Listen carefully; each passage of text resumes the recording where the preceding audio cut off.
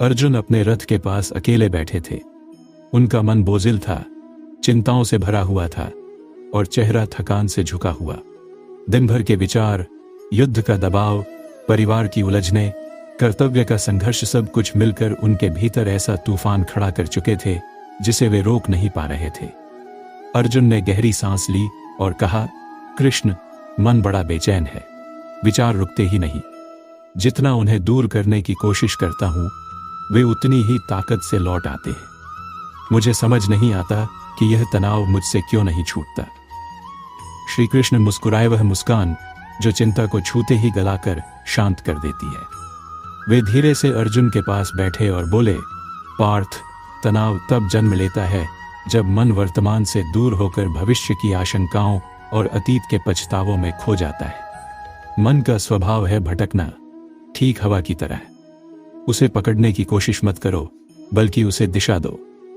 जैसे रथ को चलाने वाला सारथी घोड़े को रोकने की कोशिश नहीं करता, बस उसे सही मार्ग दिखाता है। अर्जुन शांत होकर सुनने लगे। कृष्ण ने आगे कहा, जो विचार आ रहा है उसे रोकने की जरूरत नहीं, उसे बस एक बहते हुए बादल की तरह आते जाते देखो। जब तुम हर विचार से लड़ने लगते हो, तभी तनाव जन्म लेता है। मन जितना भिड़ता है उतना उलझता है, लेकिन जब तुम उसे देखने लगते हो तब वह शांत होने लगता है। अर्जुन ने पूछा, लेकिन यह देखना कैसे सीखूं, माधल? कृष्ण ने धीरे से अपना हाथ उनके कंधे पर रखा और बोले, उस क्षण को देखो जिसमें तुम खड़े हो, बस इतना ही। अपनी सांस को सुनो, अपने भीतर की धड़कन को महसूस करो।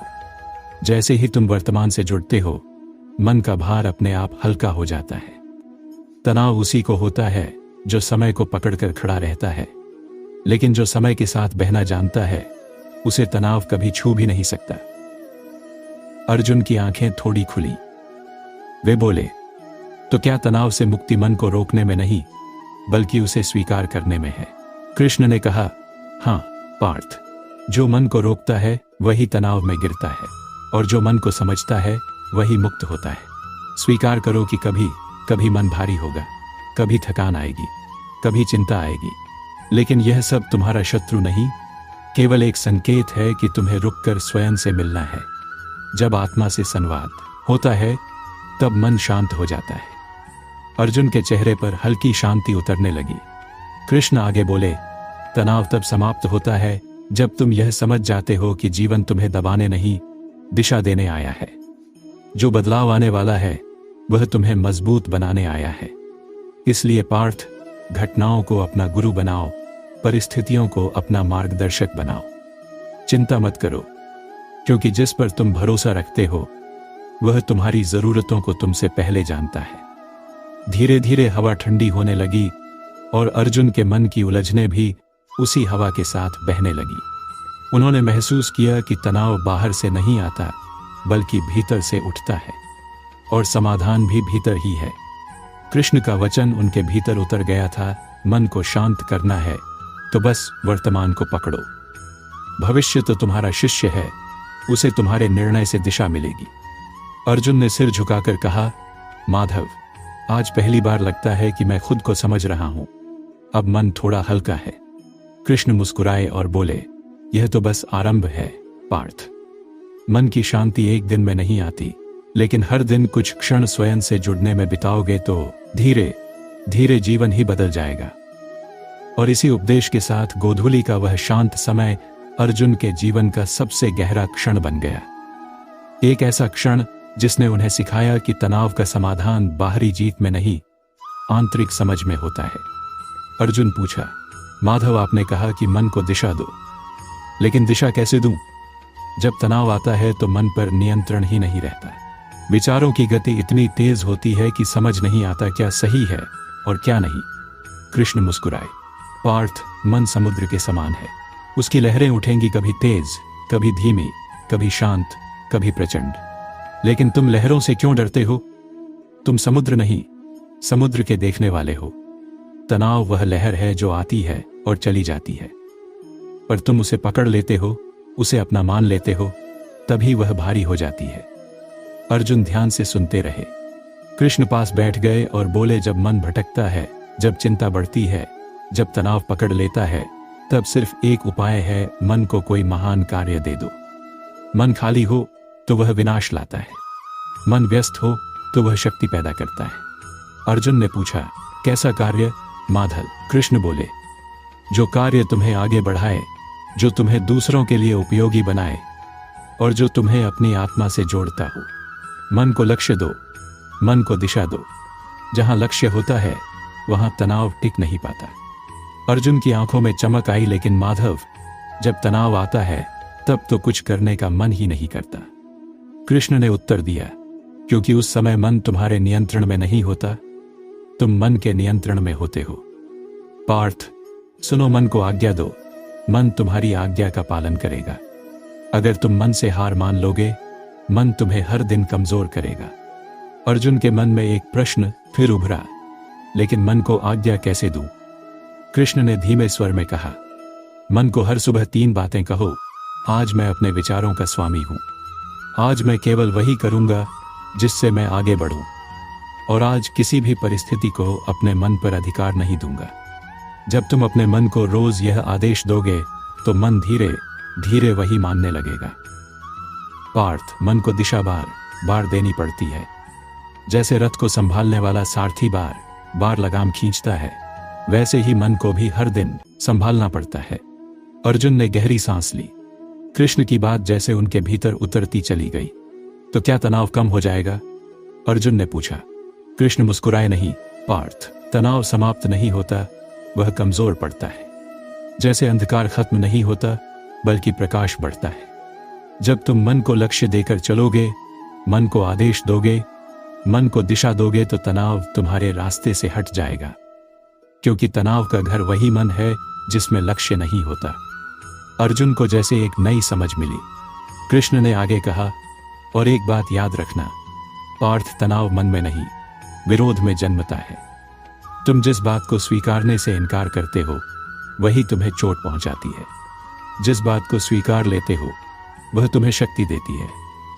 अर्जुन ने पूछा, तो क्या मुझे हर परिस्थिति को स्वीकार करना चाहिए? कृष्ण ने उत्तर दिया, स्वीकार कर लेना हार नहीं, समझदारी है। जो तुम्हारे हाथ में नहीं है उसे पकड़कर खड़े रहने से तनाव बढ़ता है, लेकिन जिसे तुम बदल नहीं सकते उसे शांत मन से स्वीकार कर लो, और जिसे बदल सकते हो उस पर पूरी शक्ति लगा दो। रात गहरी हो चुकी थी। दूर कहीं नदी का जल बह रहा था। हवा अब ठंडी और शांत थी। अर्जुन के भीतर का तूफान भी थोड़ा शांत हो चुका था। उन्होंने धीरे से कहा, माधव, मैं समझ गया। तनाव कोई शत्रु नहीं बल्कि मन को दिशा देने का अवसर है। कृष्ण ने संतोष भरी मुस्कान के साथ कहा, यही समझ तुम्हें आगे ले जाएगी। पार्थ, मन को दिशा दो, लक्ष्य दो और उसे स्वयं से ऊपर उठने दो। तुम्हारा मन जब तुम्हारा मित्र बन जाएगा तब कोई तनाव, कोई चिंता, कोई भय तुम्हें छू भी नहीं पाएगा। अर्जुन ने सिर झुकाकर कहा, माधव, आज आपने मेरे भीतर एक नई आग जगा दी है। अब मैं जीवन से भागूंगा नहीं बल्कि उसे उसी तरह स्वीकार करूंगा जैसे वह है। कृष्ण उठे और आकाश की ओर देखते हुए बोले, अब तुम तैयार हो पार्थ, क्योंकि जिसने मन को समझ लिया उसने संसार को समझ लिया। माधव, आपने कहा कि तनाव को कमजोर किया जा सकता है मन को दिशा देकर, लेकिन मैं जानना चाहता हूं तनाव को पूरी तरह समाप्त कैसे किया जाए। कौन सा ऐसा हथियार है जिससे मन शांत हो जाए, बेचैनी मिट जाए और भय भी समाप्त हो जाए? श्री कृष्ण ने अर्जुन को देखा, उनकी आंखों में दृढ़ता थी। कृष्ण ने मुस्कुराकर कहा, पार्थ, तनाव को नष्ट करने का सबसे शक्तिशाली हथियार समर्पण है। अर्जुन चौंके, समर्पण? क्या इसका अर्थ हार मान लेना है? कृष्ण ने सिर हिलाया, नहीं पार्थ, समर्पण का अर्थ हार नहीं, ऊंचा उठना है। समर्पण का अर्थ है उस चिंता को छोड़ देना जो तुम्हारे हाथ में नहीं है, जो तुम्हारे नियंत्रण में नहीं है। उसे लेकर लड़ते रहना ही तनाव पैदा करता है, और जो तुम्हारे नियंत्रण में है उस पर ध्यान लगाना ही मन को शांत करता है। अर्जुन ने धीमी आवाज में पूछा, लेकिन किसके प्रति समर्पण माधव? कृष्ण ने गहरी शांति से कहा, धर्म के प्रति, कर्तव्य के प्रति और उस शक्ति के प्रति जो तुम्हें जीवन दे रही है। जब तुम अपने कर्म को अपना मानते हो तब तनाव उत्पन्न होता है। पर जब तुम अपने कर्म को ईश्वर के चरणों में अर्पित कर देते हो तब मन तनाव से मुक्त हो जाता है, क्योंकि तब तुम परिणाम की चिंता से मुक्त हो जाते हो। वातावरण एकाएक और शांत हो गया। अर्जुन के मन में एक नया विचार जगा, तो तनाव परिणाम से बंधे होने के कारण है। कृष्ण बोले, हाँ पार्थ, परिणाम वह बीज है जिसमें तनाव जन्म लेता है। जब तुम यही सोचने लगते हो कि क्या होगा, कैसे होगा, कहीं ऐसा ना हो जाए, तब मन जकड़ जाता है। लेकिन जब तुम कह देते हो मैं अपना कर्म करूंगा, परिणाम जो भी होगा स्वीकार करूंगा, तब मन खुल जाता है और खुले मन में तनाव का प्रवेश नहीं होता। अर्जुन ने कहा, लेकिन माधव, परिणाम की चिंता न करना आसान नहीं है। कृष्ण मुस्कुराए, क्योंकि तुमने कभी अपने ऊपर से बोझ उतारा ही नहीं। पार्थ, जीवन में दो प्रकार के बोझ होते हैं, एक वह जो तुम्हारे सिर पर रखा गया है और दूसरा वह जिसे तुमने स्वयं उठाने की जिद की है। पहला तो उठाना ही पड़ेगा, लेकिन दूसरा तुम चाहो तो छोड़ सकते हो। अर्जुन के मन में जैसे कुछ खुल गया। उन्होंने पूछा, और समर्पण कैसे करूं? कृष्ण ने कहा, समर्पण कोई क्रिया नहीं, एक भावना है। जब तुम अपने कार्य को पूरी निष्ठा से करते हो, जब परिणाम को ईश्वर पर छोड़ते हो, जब जीवन की हर स्थिति को एक शिक्षा मानकर स्वीकार करते हो, जब तुम यह समझ जाते हो कि ब्रह्मांड तुम्हारे विरुद्ध नहीं बल्कि तुम्हारे साथ खड़ा है, तब तुम समर्पण को जीते हो।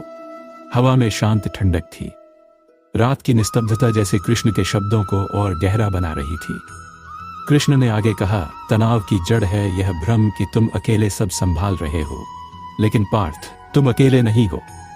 जब तुम समर्पण करते हो तो तुम्हारा हर कदम एक दैवी शक्ति के साथ उठता है, और उस शक्ति की उपस्थिति ही तनाव को नष्ट कर देती है। अर्जुन की आंखों में नमी आ गई। माधव, क्या आप कह रहे हैं कि मुझे अपने हृदय का बोझ भगवान को सौंप देना चाहिए? कृष्ण ने अर्जुन का हाथ पकड़कर कहा, हां पार्थ, जहां समर्पण है वहां तनाव नहीं, जहां भरोसा है वहां भय नहीं, जहां श्रद्धा है वहां बेचैनी नहीं। समर्पण तुम्हें छोटा नहीं बल्कि विशाल बना देता है, क्योंकि तभी तुम समझते हो कि जीवन तुम्हारा नहीं, जीवन तुम हो। अर्जुन धीरे धीरे शांत होते गए। उनके अंदर वर्षों से जमा भय और चिंता जैसे किसी अदृश्य धारा में बहने लगे। उन्होंने अनुभव किया कि परिणामों का बोझ उठाकर वे टूट रहे थे, और अब पहली बार उन्होंने उसे छोड़ने का साहस महसूस किया। उन्होंने धीरे से कहा, माधव, मैं तैयार हूं, मैं अपना कर्म करूंगा, परिणाम आपको अर्पित कर दूंगा। कृष्ण के होठों पर संतोष की मुस्कान फैल गई। उन्होंने कहा, और यही वह क्षण है पार्थ जहां तनाव का अंत शुरू होता है, क्योंकि जिसने परिणाम का बोझ छोड़ दिया उसे संसार में कोई शक्ति हिला नहीं सकती। आकाश में एक तारा टूटा और अर्जुन के भीतर भी कुछ टूटकर उड़ गया।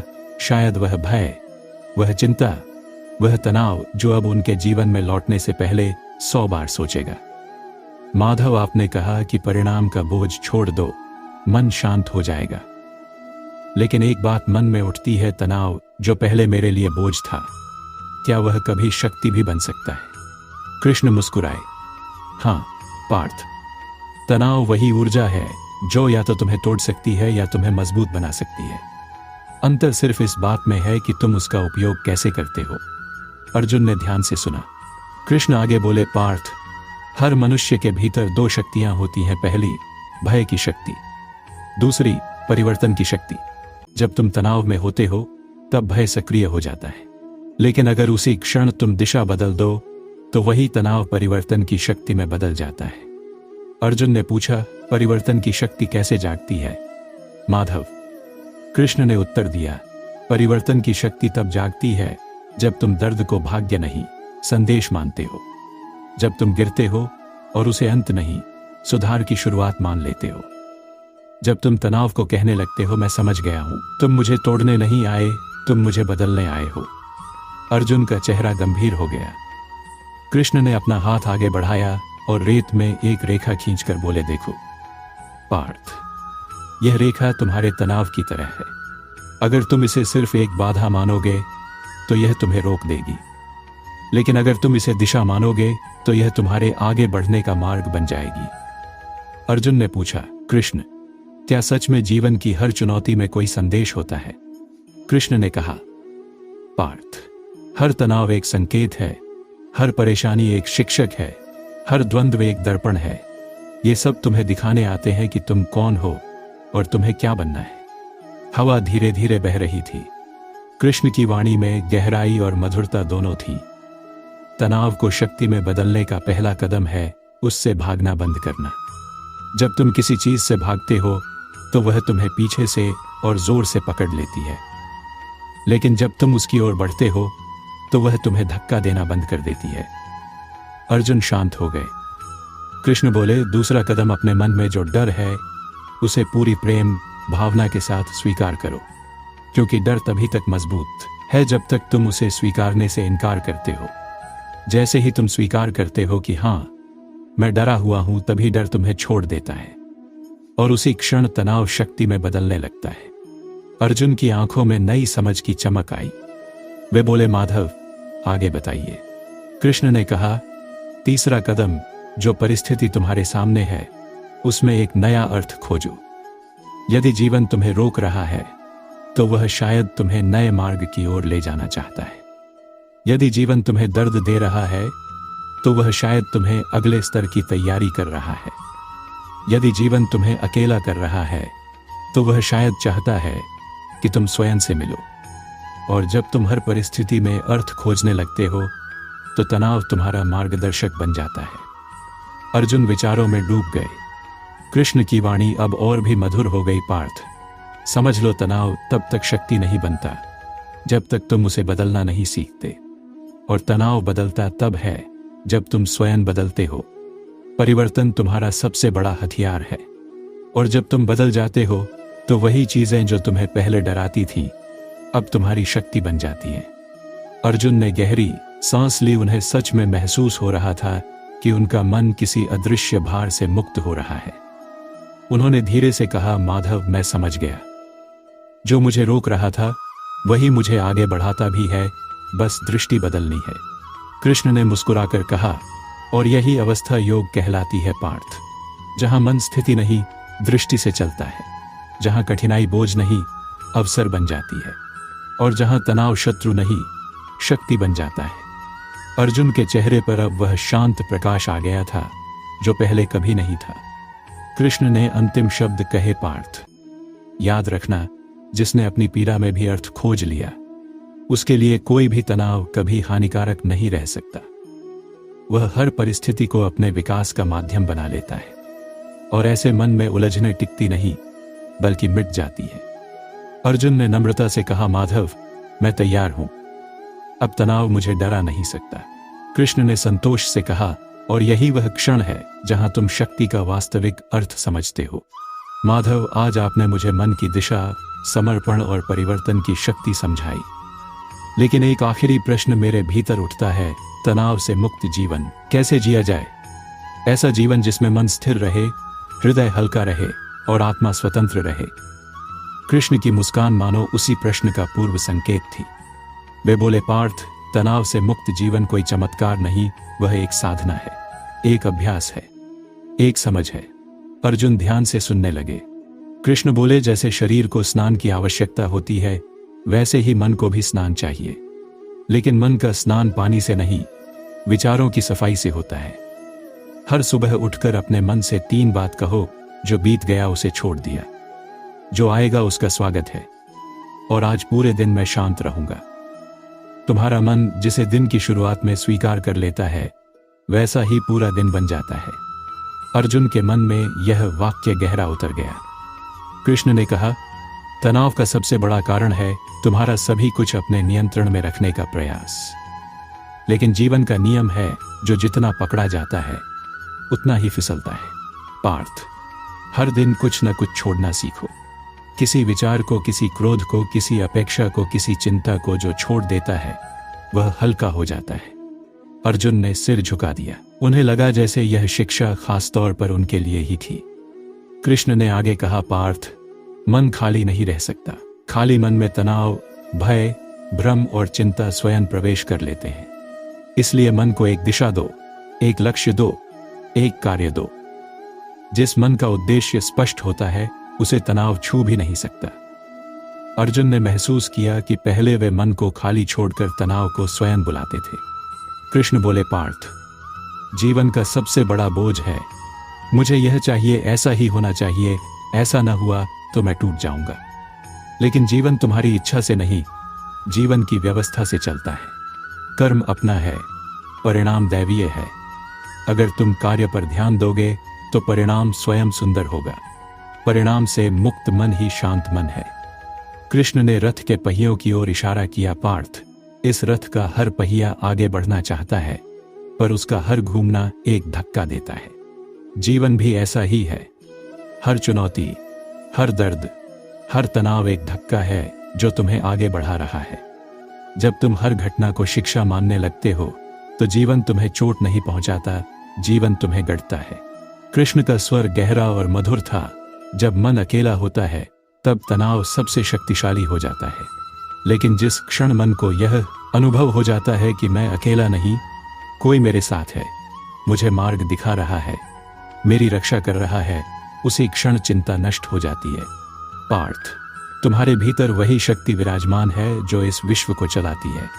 उससे जुड़ जाओ, वह तुम्हें कभी टूटने नहीं देगी। अर्जुन की आंखें नम हो गईं। उन्होंने धीरे से कहा, माधव, मैं समझ रहा हूं। पार्थ, जहां कृतज्ञता है वहां तनाव टिक नहीं सकता। जिस व्यक्ति को अपने पास मौजूद चीजों का मूल्य समझ आता है, वह जीवन के हर उतार चढ़ाव को सहजता से स्वीकार लेता है। हर रात सोने से पहले 3 बातें सोचो। आज क्या मिला? आज क्या सीखा? आज किस बात ने तुम्हें बेहतर बनाया? तुम देखोगे जो मन आभारी होता है वह कभी परेशान नहीं होता। सूरज अब क्षितिज के पास पहुंच चुका था। सुनहरी रोशनी कृष्ण के चेहरे पर पड़ रही थी। अर्जुन ने उनकी ओर देखा। शब्द नहीं थे, केवल गहरी शांति थी। वे धीरे से बोले, माधव, अब मैं समझ गया। तनाव को मिटाना संभव है, लेकिन उससे भी सुंदर है उसके बीच भी शांत रहना सीखना। कृष्ण ने संतोष की मुस्कान देते हुए कहा, और यही जीवन का वास्तविक योग है पार्थ। संतुलन वही राह जो मन को स्थिर करती है और जीवन को दिव्य बना देती है। अब तुम तैयार हो कर्म के लिए, धर्म के लिए और अपने वास्तविक स्वरूप के लिए। अर्जुन ने सिर झुकाकर कहा, आपके उपदेशों ने मेरे भीतर एक नया संसार खोल दिया है। कृष्ण बोले, जब मन शांत होता है तभी जीवन सुंदर दिखने लगता है।